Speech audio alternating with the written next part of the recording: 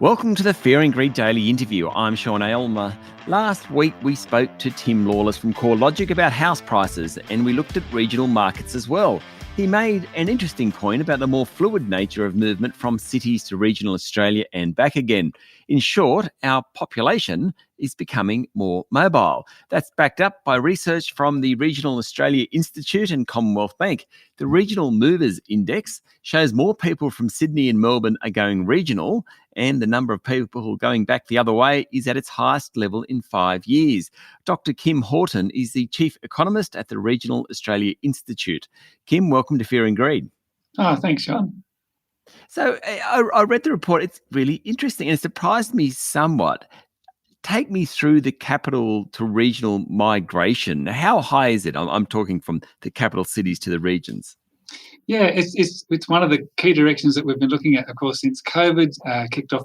Many people felt what was a big rush to the regions from the capital. So we started working with the Commonwealth Bank, tracking their customers, not individually, but it's all done confidentialised. But every quarter we look at where their customers have been moving to. And yes, in the March quarter, there were more movers out of capital cities to regions than at any other time that we've done the index. And it's a bit surprising because we keep expecting these flows to slow down a bit, but they're still sitting at a level that's about 17% above where we were pre-COVID. Do you have any insights into why? There's a lot of drivers. A lot of it's around lifestyle, work opportunities in regional Australia. Why the cities were the initial source, I think, were because those COVID issues were felt extensively in the capital cities. And at the same time, it was an interesting year in 2020, there was a real sense of avoided sort of depression in regional Australia right through 2020. There was growing seasons were generally good. The rains came. We'd had the droughts up until the previous year. A lot of optimism. The borders were closed, but the tourism sector did not collapse anywhere near as much as people feared. And the actual physical impact of the lockdowns in the capital cities were not felt anywhere near as strongly in the region. So there was a lot of optimism and a lot of investment actually going through regional businesses in 2020. So job growth was very high. And the big differentiator, I think, between capitals and metro in that 2020-2021 period was the rate of job vacancy growth. It really shot up in regions much earlier than it did in the capitals, and it went up a lot further than it did in the capitals. So that was a key driver of people leaving the capitals because finally there was an understanding that there was a good range of jobs available in regional Australia. And that has flown through to more recent times, has it? It has. We've still got near record levels of job vacancies, around 88,000. The peak was 94,000 in October last year. They've started to drop in regions, but they're not dropping anywhere near as much as they have in metro areas. I think regional job vacancies are up 6% over the year. Metro job vacancies are down 6%. I think the metro employers were hit much earlier by the interest rate rises and that sense of slowing down, whereas regional employers kept going. And the mix of jobs has really changed. So the mix of jobs has shifted from sort of low-skilled labouring jobs. The majority of jobs now are professional jobs, health, education and business professionals, for instance, trades, and then Cert 3 and Cert 4 sort of community service workers. So there's a much wider diversity of jobs available in regional Australia now.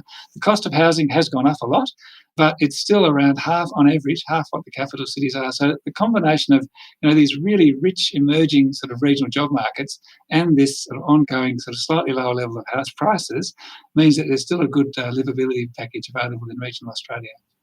Okay, but there's also people going from regions back to capital cities. It just sounds like the workforce is becoming more mobile.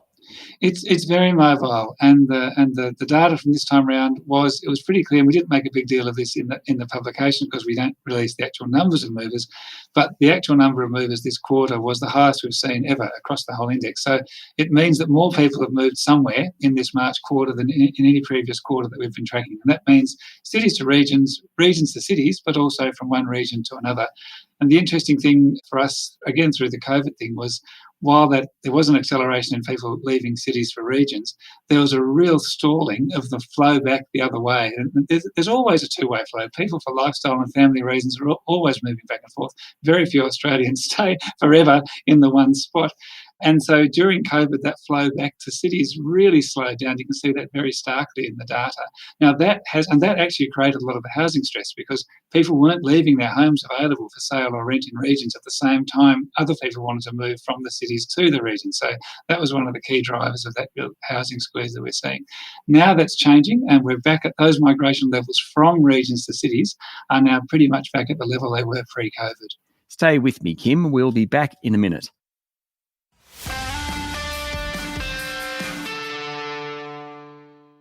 I'm speaking to Dr. Kim Houghton, Chief Economist at the Regional Australia Institute. Okay, so the $64 question, where are people going? Where do people in the cities, what are the regional destinations that are most popular?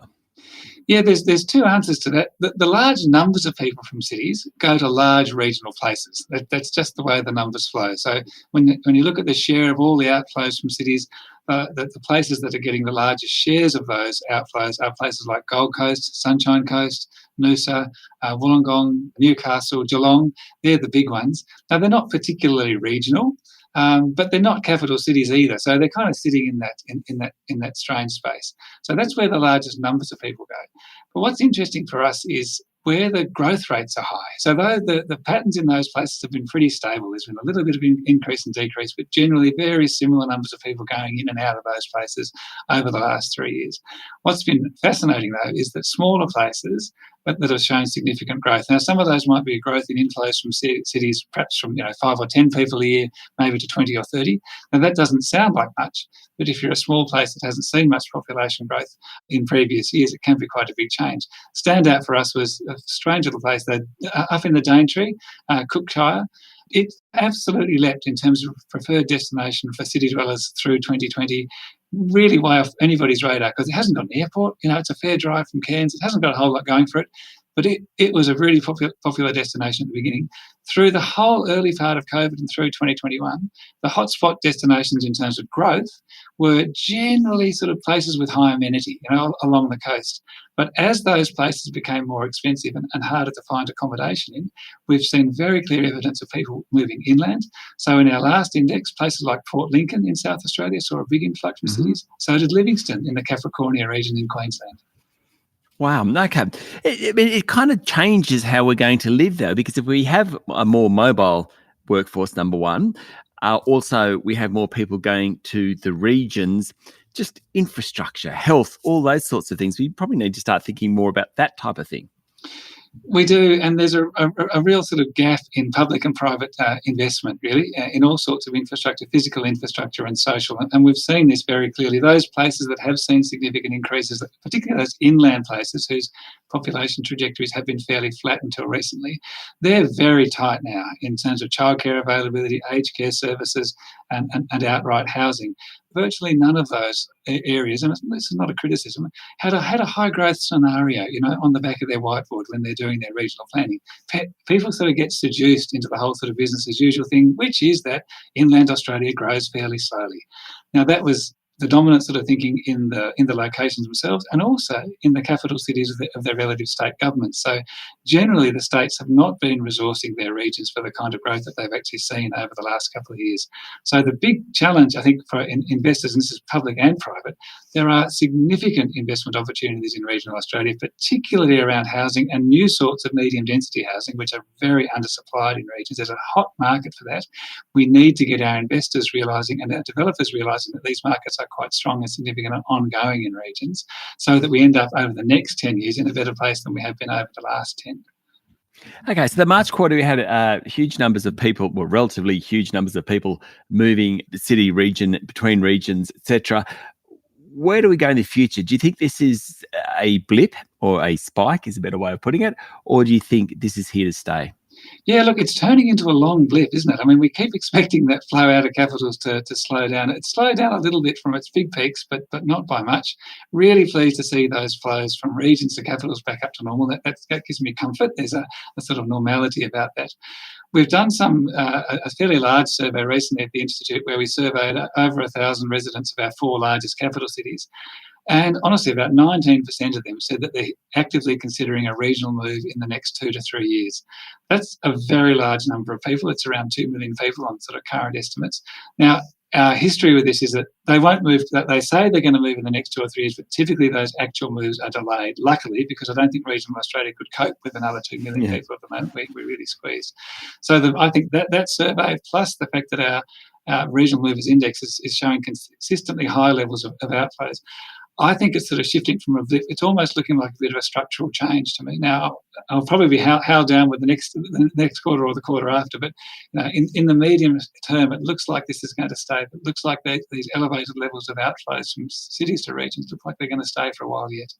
Is there a value judgment? And I don't mean on the individuals. People make individual choices, but are we as a society better if we aren't all concentrated in Brisbane, Sydney, Melbourne, Perth, plus Adelaide, Darwin, Hobart? Are we better off if we can disperse ourselves?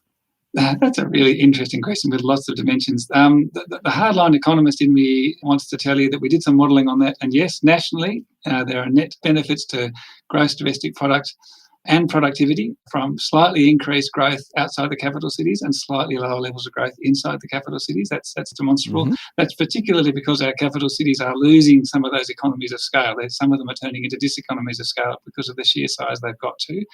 On a personal level, most of the growth, and we documented this in a report we did a couple of years ago, most of the growth that's projected for our capitals is in the outer suburban areas. There's a small contribution from increasing density. So what we're doing on our business as usual path is pushing more people to the fringes of Melbourne, Sydney, Brisbane and Perth. Now, the characteristics of those people are very similar to the characteristics in a social and economic sense to people who are living in our inland regional cities. So on a sort of person-to-person basis, there's a big win actually in shifting out of the outer suburbs of Melbourne into Bendigo or Ballarat. You've got a lower cost of housing, you've got a more commutable city, and you've got that better quality of lifestyle. And yet your social and economic characteristics are barely changing with that move.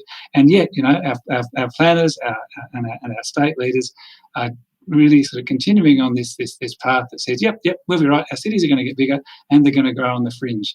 Personally, I don't think that's good for the individuals, and I think we can see from the analysis we've done, it's not really good for the national economy either. Kim, thank you for talking to Fear and Greed. Great pleasure, Sean. Nice to talk to you. That was Dr. Kim Houghton, Chief Economist at the Regional Australia Institute. This is the Fear and Greed Daily Interview. Join us every morning for the full episode of Fear and Greed, Australia's most popular business podcast. I'm Sean Aylmer. Enjoy your day.